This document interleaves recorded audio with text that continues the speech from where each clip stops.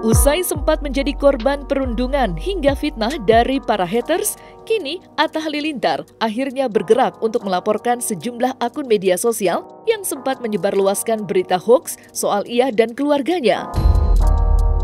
Tak tinggal diam setelah namanya tercoreng, kini Atta Halilintar yang ditemani oleh Aurel dan kuasa hukumnya pun langsung menyambangi Polres Metro Jakarta Selatan guna melaporkan sang pelaku penyebar hoaks. Tentu, hal ini dilakukan oleh Atta sebagai bentuk pemberian efek jera bagi siapa saja yang telah menyebarkan berita palsu atau hoaks.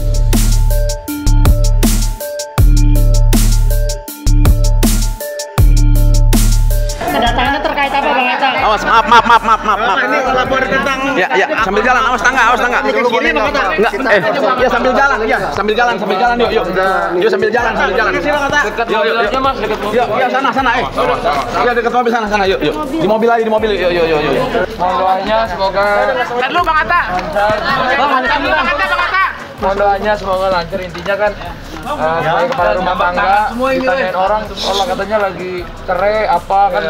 Ada berita-berita yang dibikin seolah saya menggugat cerai, seolah istri menggugat cerai, terus bilang ada kasiri sama ini sama itu. Menurut saya sih ya udah, karena orang banyak ngechat katanya Bang Atta cerai apa sampai keluarga, sampai teman-teman di luar juga, sampai brand-brand sangkainnya kita cerai katanya. Jadi ini menurutku beritanya kemana-mana dan ini dipakai untuk oknum-oknum ini mendapatkan view yang banyak ataupun dengan cerita-cerita yang tidak sesuai. Apapun yang dilaporkan Atta. Cukup ya. Terima kasih.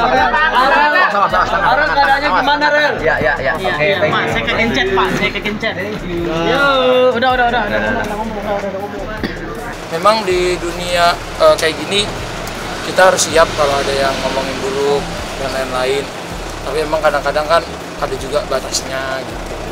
Jadi doain ya semoga lancar.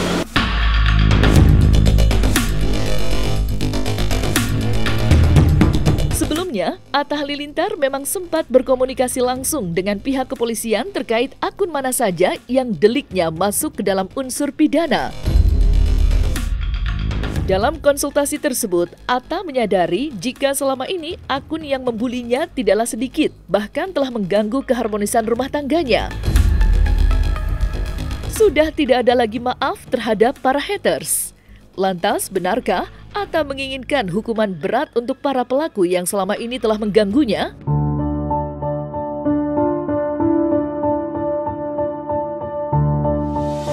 Sebenarnya dari kemarin, cuma kan akunnya banyak, nanti ada akun-akun yang menyusul juga. Semoga jadi penghapusan dosa, apalagi kan kita manusia banyak salah dan silap. Pasti banyak, semoga ini menjadi penghapus dosa. Semoga ini jadi penghapusan dosa intinya. Jadi kalau lagi banyak ujian, biasanya semoga kita dapat rahmat Tuhan, dapat kasih sayang Tuhan gitu sih. Survive-nya ya memang ya itulah hidup gitu ya. Aku selalu diajarin orang tua aku, kita cuma punya 2 tangan, lebih baik kita tutup kuping gitu. Jadi selagi aku masih ada suami, ada anak-anak, ada keluarga, itu makanya kadang kalau di rumah atau lagi liburan kayak gini, aku selalu bilang banget, kita refreshing yuk, pergi jalan-jalan. Itu kan juga membuat ngelupain yang buruk-buruk atau mungkin ada omongan-omongan yang bikin sakit hati. Agak takut sih ya, dan mudah-mudahan kita selalu dijaga dan mudah-mudahan apa yang diberitakan yang jangan sampai terjadi gitu. Tapi ya kita waspada harus, karena kan udah ada pemberitaannya gitu. Nah, aku selalu bilang bahwa ini kan memang era sosial media ya, apapun aja bisa diberitakan, apapun aja benar bisa jadi salah, salah bisa jadi benar gitu. Kalau aku sekarang pribadi ya terus terang nggak terlalu ngelihat juga ya gitu, tapi kadang-kadang ada di explore ya, kalau di TikTok atau di IG ada di explore kita gitu ya. Kalau selagi memang itu benar ya, maksudnya apapun itu beritanya ya, tapi kalau memang beritanya nggak benar ya mudah-mudahan menjadi ladang pahala buat kita, itu aja sih. Jadi nggak mau terlalu, karena setiap hari nanti kalau kalian nanya Bun ada berita ini lagi, ada berita ini lagi. Aku juga bingung menjawabnya karena ya namanya berita ya berita kan ya sebisanya mereka aja mau buat berita kan.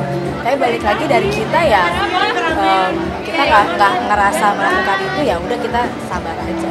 Kalau dibilang capek ya namanya juga public figure ya, kita pasti mau diberitakan apa aja ya udah biasa gitu. Jadi ya udahlah, udah terbiasa juga. Hari ini ntar ada berita ini, besok ada berita itu, ya udah biasa. Mudah-mudahan kita semakin kuat, dan kalau memang beritanya nggak benar, kayak misalnya aku ada video yang tahun lalu gitu atau tahun-tahun lalu terus dikaitkan sama yang sesuatu yang sekarang ini gitu ya kan, itu berarti kan namanya berita nggak benar gitu ya. Itu biar menjadi ladang pahala buat kita, itu aja. Jadi nggak mau terlalu aku pikirin juga sih, karena ya namanya manusia, kadang-kadang kan kita nggak mungkin hidup di dunia ini semua orang suka sama kita, pasti ada yang suka, ada yang enggak.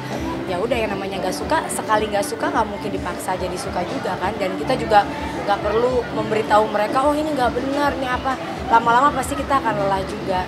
Nggak apa-apa kan, masyarakat kita nih kan sangat kompleks, sangat beragam. Jadi ada yang memang seneng untuk diskusi hal-hal yang kadang negatif dan kadang justru merugikan orang lain. Tapi yang saya harapkan adalah semua masyarakat Indonesia sekarang harus lebih konsumtif dalam mengkonsumsi digital literasi. Jadi biasakan untuk membaca selesai caption dengan baik, menelaah dengan baik, dan harus bijaksana untuk menggunakan sosial media. Kalau anak-anak saya sih nggak khawatir ya, karena mereka di tengah keluarga yang begitu solid untuk bisa menguatkan satu sama lain. Apalagi anak-anak udah biasa hidup dengan orang tua yang sudah masuk dalam satu industri yang bedanya sekarang era teknologi. Jadi mudah-mudahan sih semuanya bisa lebih legowo ya, yang namanya haters atau haters followers sama aja, semuanya harus dianggap positif.